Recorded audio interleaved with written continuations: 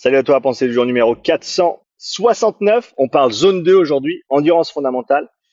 Comment expliquer l'intérêt de ce travail d'endurance fondamentale pour le sport, donc pour le sportif lambda ou même pour le compétiteur. J'ai eu de chouettes discussions ce week-end au French Throwdown. Je te ferai une petite update. Et une des choses sur lesquelles j'ai échangé, c'était notamment cette idée que je vais te partager aujourd'hui. Et avec une analogie qui, je pense, est assez parlante. Et c'est quelque chose qu'il faut encore que je travaille et que je développe. Mais c'est un bon point de départ, je pense, pour ceux et celles qui se rendent peut-être pas compte de l'intérêt de ce travail-là. Et c'est toujours assez parlant quand on a des analogies qui sortent du sport, mais qui permettent de bien visualiser les choses et de bien les comprendre. Donc c'est ce que je vais essayer de partager avec toi aujourd'hui. Peut-être que tu auras des suggestions pour améliorer cette analogie-là sur l'endurance fondamentale et son intérêt pour le sport. Donc on pourra toujours en discuter dans les commentaires. Je t'encourage comme d'habitude à me laisser un petit commentaire si tu apprécies mon contenu, parce que là l'algorithme YouTube aime bien les commentaires. Et donc si tu aimes bien mon contenu, laisse-moi un commentaire. Je te remercie d'avance. Avant qu'on attaque ce sujet, petit retour sur les French ce week-end. Un énorme merci à Incept, Thierry, Ricardo et toute l'équipe de m'avoir fait venir pour passer ce week-end là-bas, donner un ou deux workshops et surtout pouvoir rencontrer plein de monde que je connaissais soit via les podcasts, soit via les commentaires, soit toi tu me connaissais et moi je te connaissais pas, pas encore, mais si c'était le cas, c'était un grand plaisir de te rencontrer là-bas. Et honnêtement, c'était vraiment une compétition au top. C'est super bien organisé, c'est super bien cadré. L'ambiance était vraiment géniale. Il faisait très chaud, mais bon, je dirais que c'était mieux que de la pluie pour une compétition comme ça. Donc, on prend ce qu'il y a à prendre. J'ai pas pris de coup de soleil, ce qui est phénoménal sur 3 jours au soleil. J'ai bien mis de la crème solaire. Je me suis bien couvert. Je suis pas trop allé au soleil non plus. Euh, de super performances au niveau de la compétition. Vico qui nous fait une belle deuxième place en catégorie élite, avec un petit coup dur sur le run, mais bon, voilà. On s'attendait pas à ce que le gymnaste soit le meilleur à la course. Course à pied, qui est quelque chose qu'on travaille avec Max depuis les quarts, avec Victor, et qu'on va continuer à travailler. En gros, on a une année pour vraiment mettre sa course à niveau. C'est le focus numéro un, en parallèle aux quelques kilos qu'il doit prendre pour faire face à la concurrence aussi. Euh, mais au-delà de ça, de très très bons résultats, une très très belle performance pour Victor ce week-end. Bravo à toi, jeune compétiteur. C'était vraiment un chouette week-end et super de te voir compétitionner. Matteo, avec qui j'ai eu la chance de travailler aussi, qui était en catégorie inter, qui a fait un super résultat. Bien joué, Matteo, bravo. Super de te voir aussi ce week-end. Matteo, que tu auras vu sur la chaîne, notamment en lien avec un profilage physiologique et un test-retest qu'on avait fait où il avait vraiment. Alors, déjà, il avait des belles perfs sur le vélo pour commencer, pour un jeune, mais qui a super bien progressé et qui continue le travail de qualité. Donc ça, c'était génial de le voir aussi. Mariska, avec qui j'ai eu la chance de travailler quand je suis allé en Allemagne en février, qui gagne sa catégorie master, euh, alors elle sort d'une, alors elle sort pas pas il y a 2 jours, mais elle s'est récemment fait opérer. Elle pensait pas être en top forme, mais elle va quand même gagner sa caté, donc énorme performance.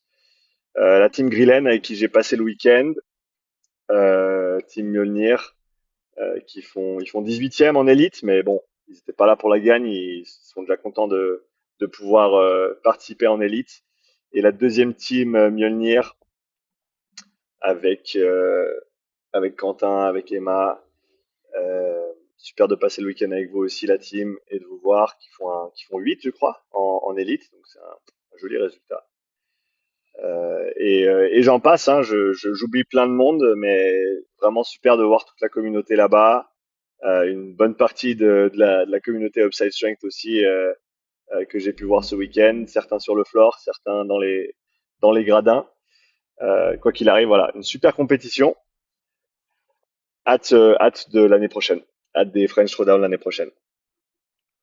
Sur ces belles histoires, on passe au concret, on passe au sujet du jour qui est donc une analogie pour expliquer l'intérêt de l'endurance fondamentale. Une des difficultés quand on essaie d'expliquer l'endurance fondamentale et son intérêt pour les sportifs, c'est que très souvent, bien sûr, sauf si on parle d'ultra distance ou d'Ironman ou de sports qui sont longs sur plusieurs heures, ben, invariablement on va se confronter à la question de ouais mais moi quand je fais mon sport, quand je pratique mon sport, c'est pas à ces intensités-là que ça se passe. C'est pas là que je gagne, c'est pas là que je performe.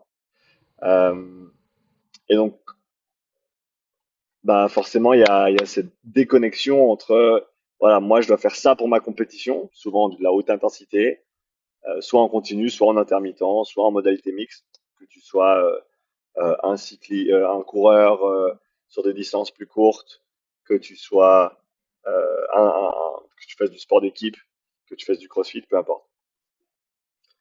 Et donc il y a toujours cette pas une confrontation, mais vraiment ce questionnement de quel est l'intérêt de ce travail de basse intensité pour des sports qui se performent à haute intensité. Et là où la différence se fait à haute intensité.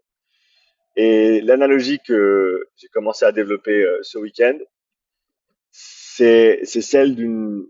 Faut imaginer une ville. Faut imaginer une ville et l'analogie, elle se fait au niveau des différents types de fibres musculaires. Et si on va catégoriser de manière très très simple, on peut dire qu'on a des fibres de type 1 et on a des fibres de type 2. Et bien entendu, si on parle de performance qui se fait à haute intensité, eh ben, ça va être la contribution sera prédominante au niveau des fibres de type 2. En sachant que les fibres de type 1 sont de toute manière recrutées, peu importe ton intensité d'effort, même si tu as haute intensité, tes fibres de type 1 sont recrutées, sauf qu'à limite, potentiellement, je sais qu'il y a des discussions là-dessus, on gardera ça pour une autre vidéo. Mais de manière générale, voilà, c'est les fibres de type 2 qui vont être sollicitées et fatiguées durant des efforts de haute intensité. Donc pourquoi travailler les fibres de type 1 via cette endurance fondamentale si c'est les fibres de type 2 qui vont faire la différence?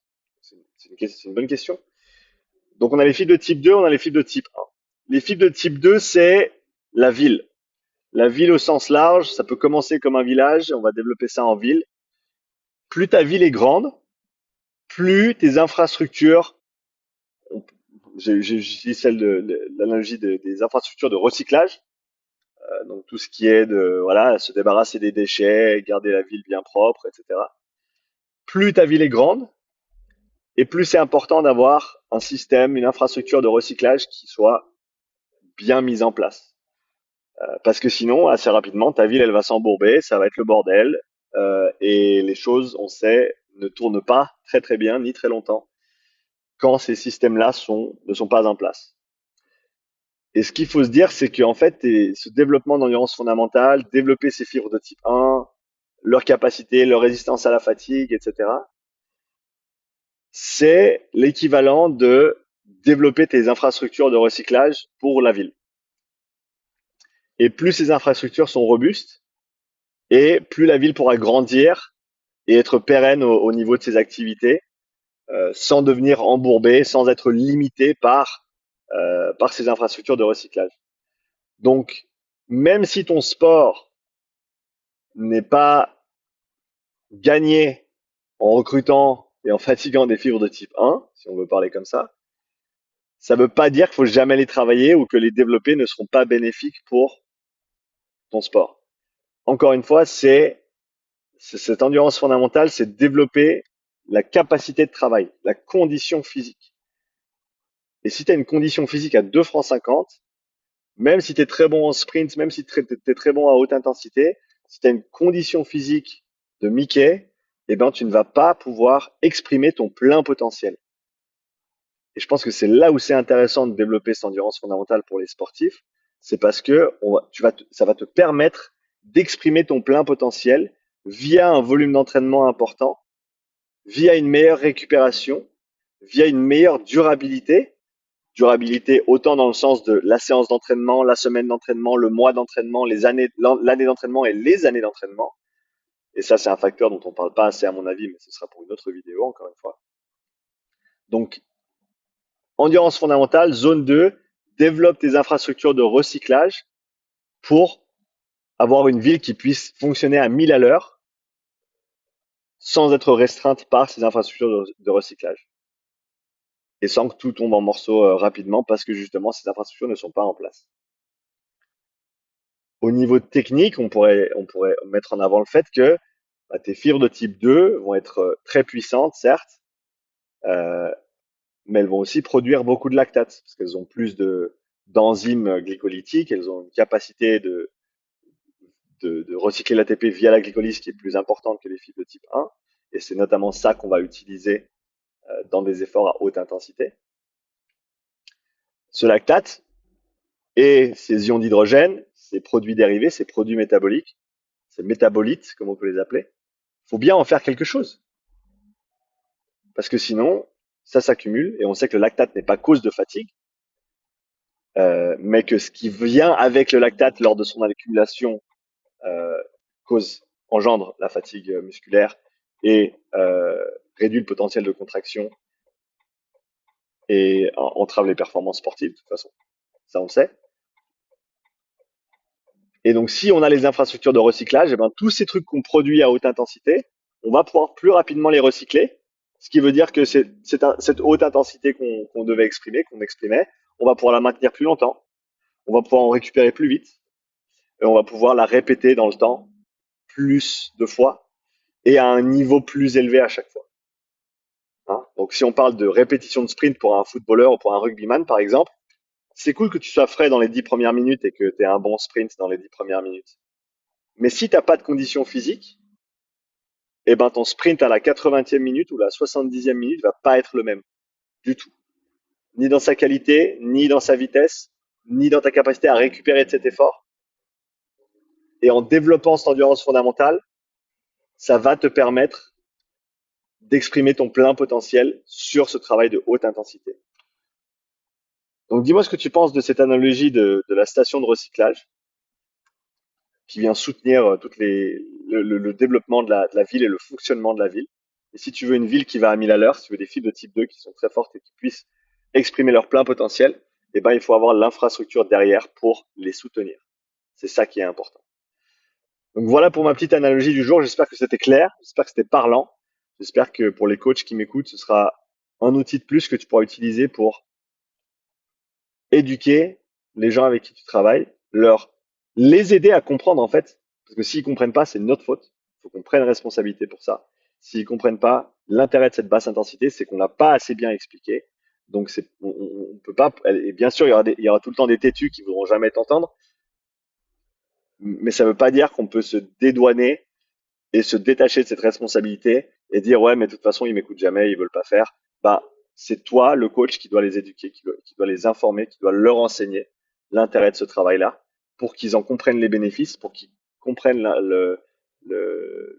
l'importance de le mettre en place, pour que toi, tu instaures des stratégies pour qu'ils le mettent en place sur la durée et qu'ils puissent avoir l'opportunité de sentir ces adaptations et ces bienfaits.